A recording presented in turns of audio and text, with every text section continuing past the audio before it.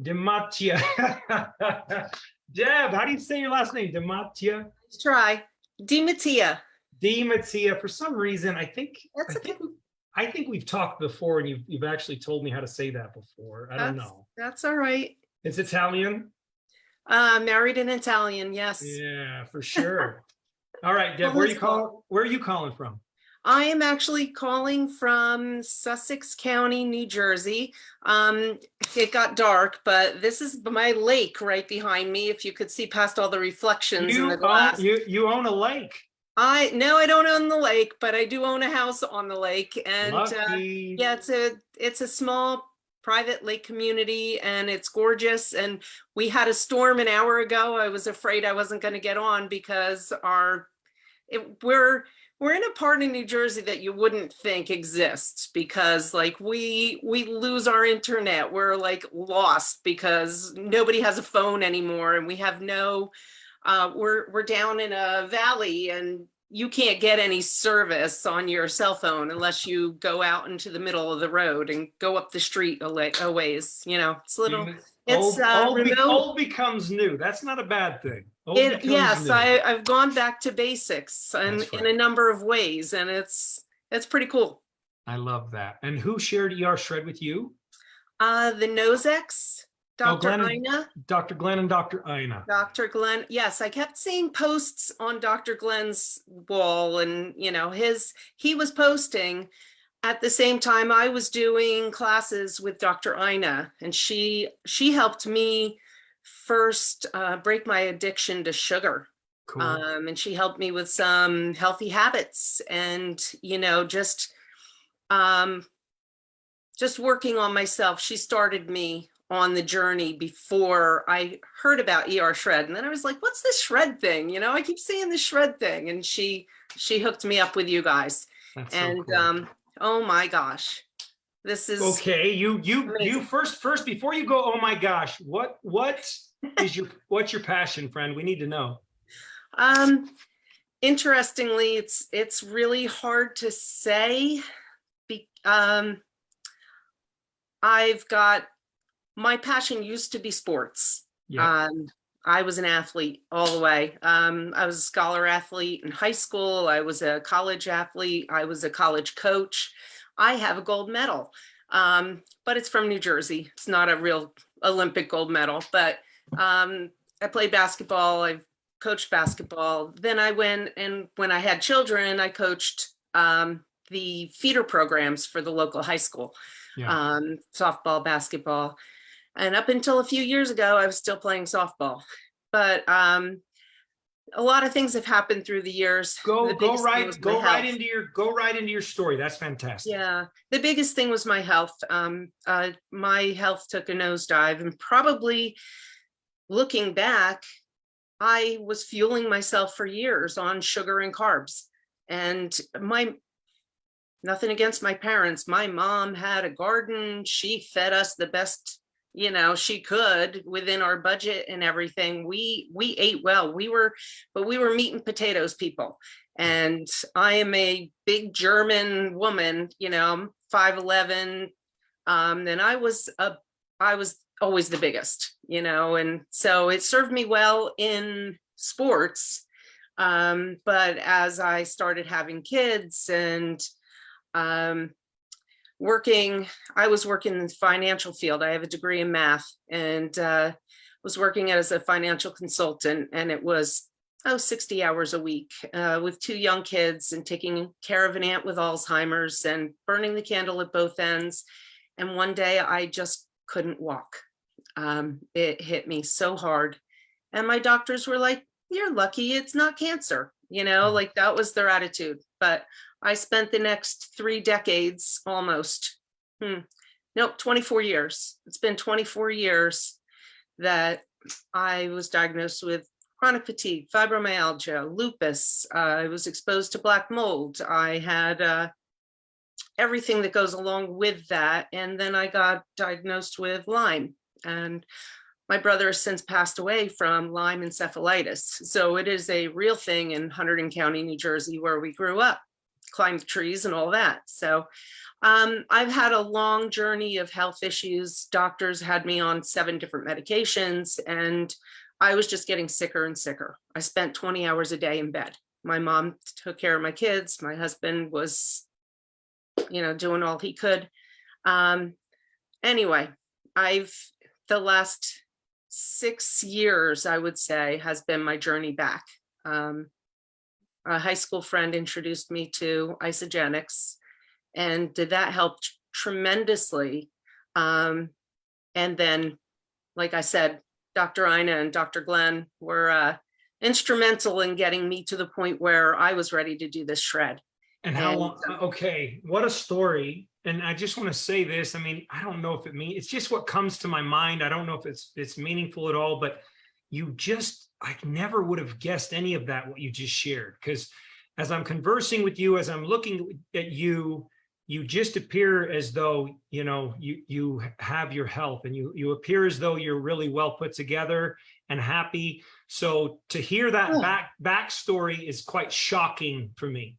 Oh, well, I didn't even add in that I lost my husband and I've lost my parents. I took care of both my parents and lost my brother. I have one brother left, but I have my kids. I have my 2 girls, and they're my everything. So I guess my passion now would probably be, I would have to say, my family, and definitely my girls. Like I live for my girls, and I wanted to live for my kids, but for most of their lives, I wasn't who I wanted to be. I wasn't the person I wanted to be an example to them. Yeah. So it's been a long way back. I have a lot of guilt. I have a lot of things going on in my head that still need work. But yeah, I'm going to be 59 in October. And I feel I'm not where I was when I was in my 20s, but I certainly feel better than I have in almost 30 years. God. So it's, yeah. You know what? And I think I know your superpower. What's my superpower? My ER shred. I think my food. I really do think this is the greatest superpower on earth, and it's vulnerability. Oh yeah, got a lot of that. I got a lot of Catholic guilt, and I'm not even Catholic. But so do I. Yeah. So tell me this: you get introduced. ER Shred was introduced to you by, Dr. Glenn and Dr. Ina Nozek, who happen to be hearts of ER Shred. They've done a lot for ER Shred. We're grateful to them. And what unfolded for you? That's actually my team. So like I was introduced by someone down that line. Right. So I had been relying on Dr. Ina for health questions for 6 years. So, I just happened to be like, okay, I'm at a standstill. I was like teetering between 160 and 180. So for me at 5'11", that was the least I've weighed. I've been as high as 265. Mm-hmm. So, in my sickest years. And even when I was an athlete, I was over 180 but I was muscular. Mm-hmm. I was powerful, but not anymore. But even with Isagenix, I had a problem with sugar. I had, and now I see the Isagenix products that I liked the most are the ones that are the sweetest, right. So I had to identify that. I had to restrict my sugar. My daughter has a problem with wheat products, celiac. So we had cut out some of the carbs prior. Mm-hmm. But so, Dr. Ina helped me to cut out a lot of the carbs and the sugars. And then so the transition into ER Shred was so much easier because I already loved the shakes. I already had all the products, except for maybe bone broth. I hadn't really explored that. I am now missing it because I tried to order it the other day and can't get it. But that's feedback. We need to hear that. So that's good. Yeah. Thank you. Yeah. Well, I hear that a lot of people like it on cleanse days. Cleanse days, sometimes I use it, sometimes I don't. It's usually I use it as seasoning for my steak. Cool. And I love it with butter and pink Himalayan salt. The more, the better, so, and if it's going to get rid of some of these wrinkles, I'm okay with that too. You I'm don't still have, I learning. was just telling you, unless I'm crazy, unless you got a filter going on, you look amazing. I have no filters. No. Well, this is Isogenics. This is ER Shred. This is, I can show you a picture. You don't want to see pictures. But anyway, it's just, I did the protocol, the 11 days, and I lost maybe 10 pounds, 10 inches. But the big thing for me was I was in a good place when I started. Yeah. I was at, I don't know, off the top of my head, maybe 160. So because I had been doing the off the sugar stuff and Restart, I think it was called, with Dr. Ina. So to lose 10 more, I was now in the 150s. I haven't been in the 150s. I lied on my first driver's license at 17. I weighed more than 150. I remember because I put 150 down. We all lied. Don't weigh me. We all lied, and I put that I weighed more because I felt too. Yeah. No, I've always been, self-conscious about my size, and I've been lying about my weight since I was a teenager. So, in fact, I was always wanted to be 6 foot tall. And I know this is an aside from the ER Shred, but I always wanted to be 6 foot tall. I started my first diet as a senior in high school, and I was still growing. So I feel like I would have been 6 foot tall if I hadn't restricted what I ate for 2 years, because I was still growing. I grew in college to 5'11". My brother is 6'7". He grew after high school. He grew a foot. So like we have height in the family, and I think I screwed it up by dieting. So I am a wonderful dieter. I have succeeded at every diet out there. I have finally learned that this is a lifestyle. What's a lifestyle? The ER Shred is a lifestyle. For you, it's a lifestyle. I have done, since I started I think March was my first ER Shred. I have done 6 of them, some back to back, some, took a break, but I really didn't go off the plan too much. I was kind of afraid to add things in. I was kind of liking it. I was liking the results. I had energy. I was slimming down for the first time in my life. I had a waist. I was a rectangle, I have a waist now. It's like, wow, my shorts are falling off, it's empowering. It's almost addictive in a way, because you feel like, hey, this is working. The one place I'm still waiting for is that brain power to come back. I have been in a fog for years. I have memory issues. Have you upped the fats? I up the fats to, I have to run to the bathroom pretty quickly some days. Okay. So I understand. Yeah, I'm good when I'm home.